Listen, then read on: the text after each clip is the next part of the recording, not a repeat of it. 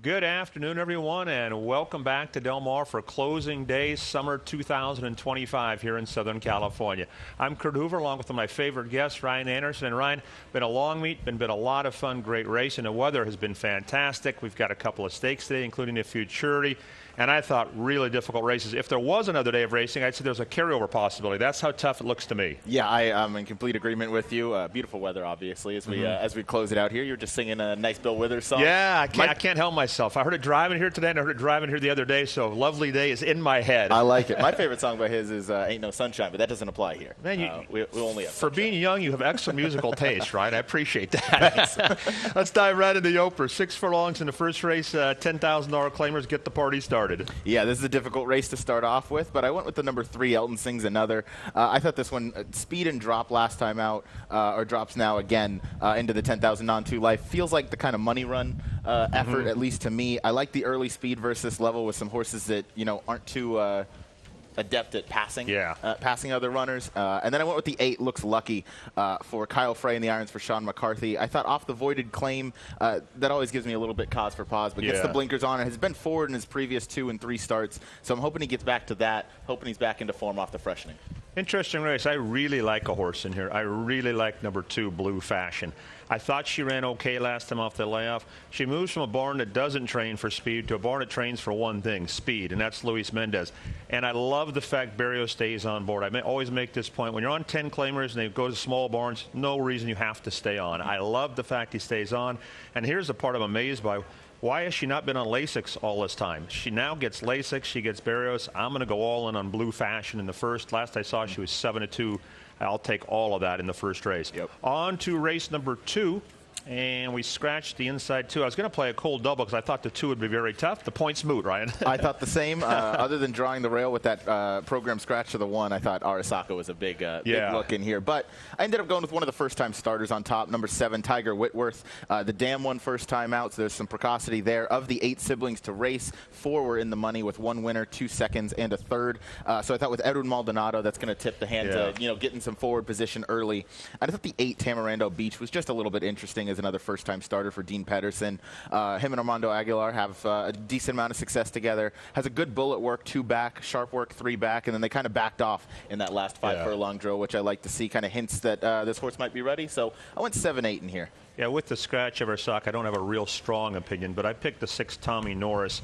Speed for Barnett's had a super meet. Blinkers come off. I think this horse will run a lot better today to price. And then Southern Melody gelded since the last start for Craig DeLassy. 2 next out winners out of that race already, including the winner Max Che, who came back and won the stake here on Friday afternoon. So 6-9 in a tough race. On to race 3, mile and 3/8. Love the distance. Like this kind of race on the turf. Optional 50. I got a price. How about you, Ryan? Yeah, I went with a price as well. I thought the number 7, Maz, gets a strong look for me. Closed faster in the last race, faster than the Padre, who came right back out to win a stake race next time out and repeat that effort. I thought this one is going to really appreciate the stretch out and distance. Post 7 is tough going to 3 turns. It's always important to save that ground, but Ricky has given some great rides on the turf this meet, so I have a ton of confidence in his ability.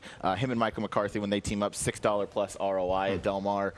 So, yeah, I'm thinking this one likes the distance. I went with the number 3 underneath, who I thought deserved a look. I really like Daisy Mochara, but she just hasn't quite gotten the job, or he quite hasn't gotten the job done quite enough. So Rostam and Vibe was who I ended up with in second. I went price shopping on the rail with Reaquist. This is one of my favorite drops on the circuit. When you drop for non-winners 2 to non-winners other than and go in for the tag, you look at this horse's form. He was stuck at non-winners 2 forever, facing much, much better horses. Kimura gets on board. On top of that, I think he'll be race fit. 2 races off a long layoff. He can run all day, and best of all, he's a price. So Reaquist on top for me. Visually, I thought Quezon was very impressive. He cut down to the inside. He exploded in the final 1/8 of a mile. That was an open 40. I thought that was a pretty salty race, and I really liked the way he won. I'm with you. I'm kind of against Daisy Mochara. I just get the feeling he's starting to get a little race-wise, just kind of running the same race. It might be good enough, but I'm going to look elsewhere. 110 in race number 3 for me. On to the 4th, the Del Mar Futurity. It's Baffert and O'Neill and nobody else. Correct, yeah. Baffert has 4 of them. O'Neill has the other 2. Brandt off that win. That was...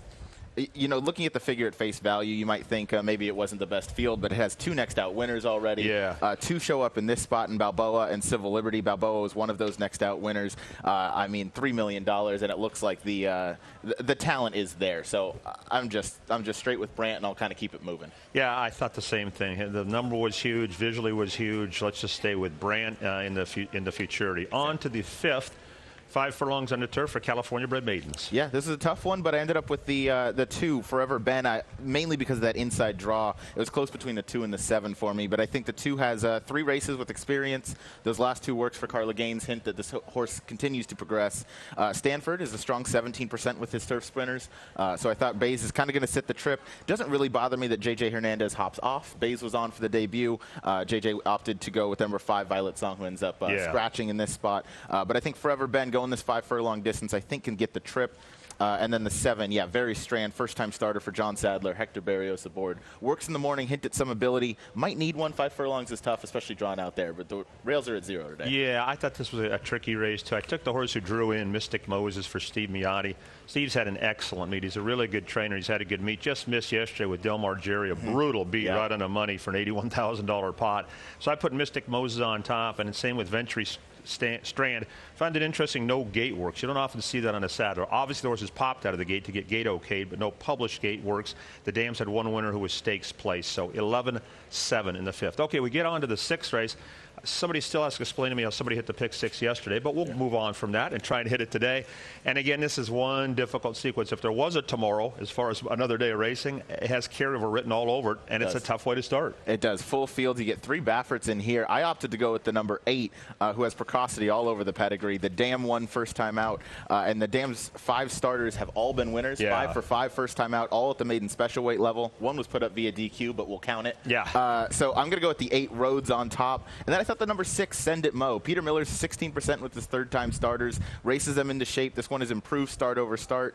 We know Send It Mo is going to be forward. Bred by Yaupan, who they can run on anything. He's had an excellent start to his career. So I wanted to take Send It Mo underneath, but I'm going to take the other Baffert with the number 8 Rhodes on top. Another race I thought could go a lot of different ways. I took a little shot with the 9 Track Tiger, first-timer for Doug O'Neill, Calumet Farm homebred. The Dam was a debut winner.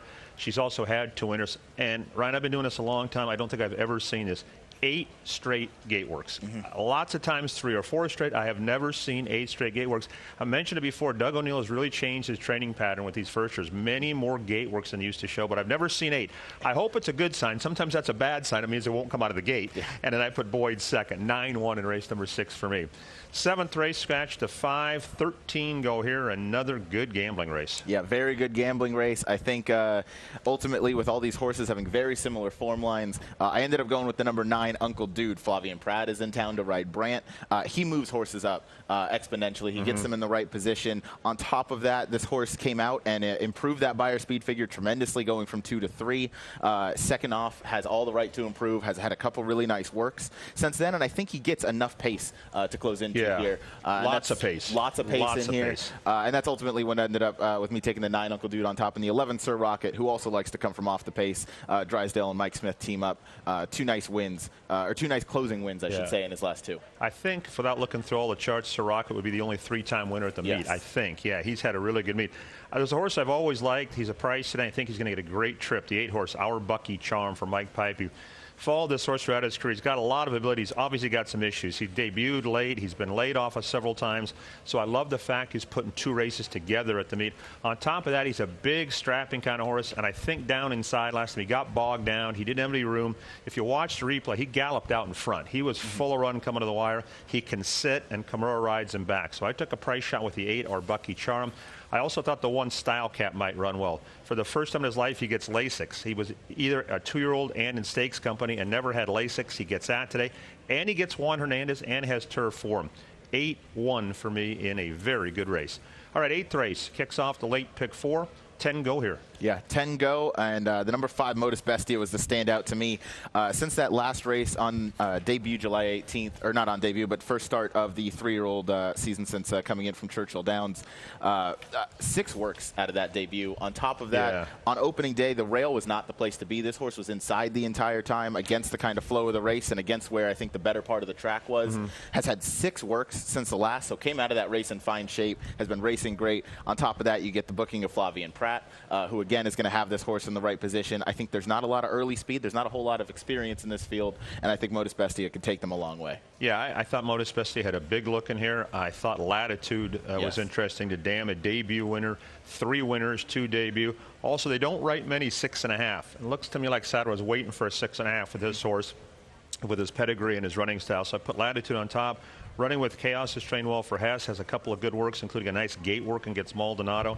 And the horse you mentioned, Modus Bestia, and even the bottom Cheever, I think shortening up outside, he's going to come running late, especially at the 6.5. So I went 3-2 in the 8th. The 3 Latitude has had some amazing works. Yeah. Whether you watch him in person or the Harrington report, his last 4 are all B+.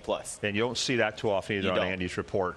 9th race, Del Mar Juvenile Turf, grade 3 event, scratch 6 and 9. The outside horse gets in. What do we do here, Ryan? Yeah, I think Hey Nene, the 5, is going to take a lot of money, but these 2-year-olds, you know, debuted at Santa Anita earlier in the year, then shipped out to Monmouth earlier this summer, now comes back here.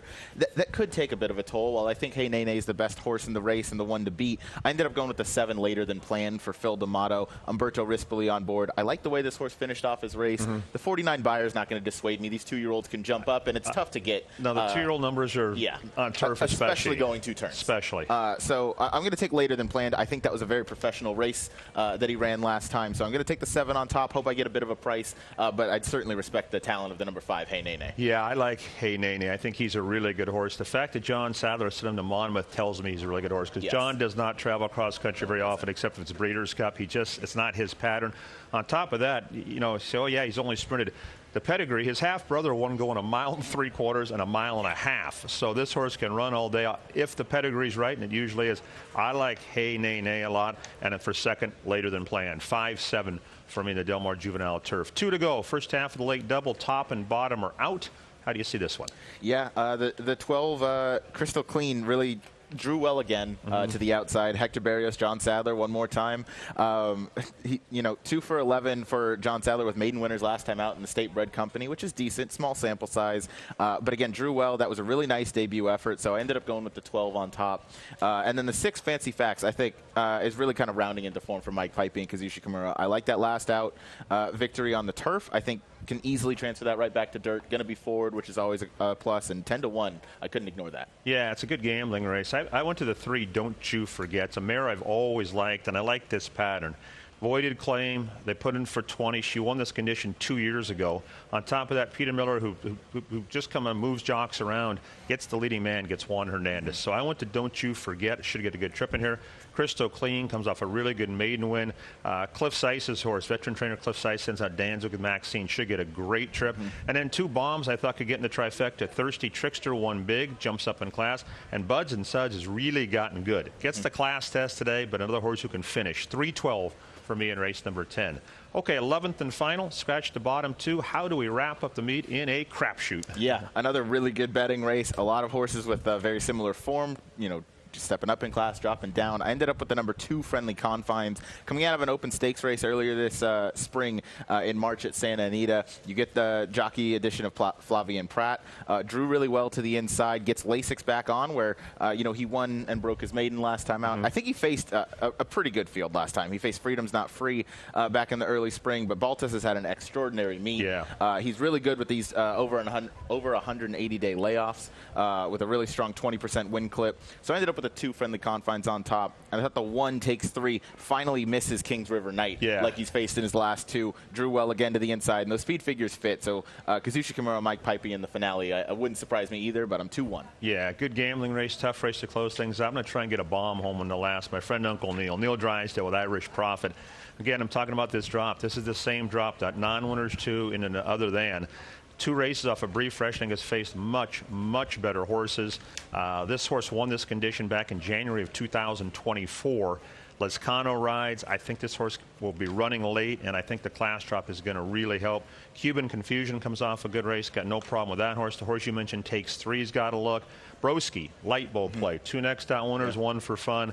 9-3 for selection purposes in a very difficult race and a very tough card. Ryan, thank you. It's been a pleasure throughout the meet. It's been awesome. We'll see you down the road, and good luck today. I hope there's 2 Pick Six tickets here and here. That's right. Me too. We'll split it up. Thanks to all of you for watching. Closing day kicks off in about 38 minutes. I'll see you in a paddock in about 20.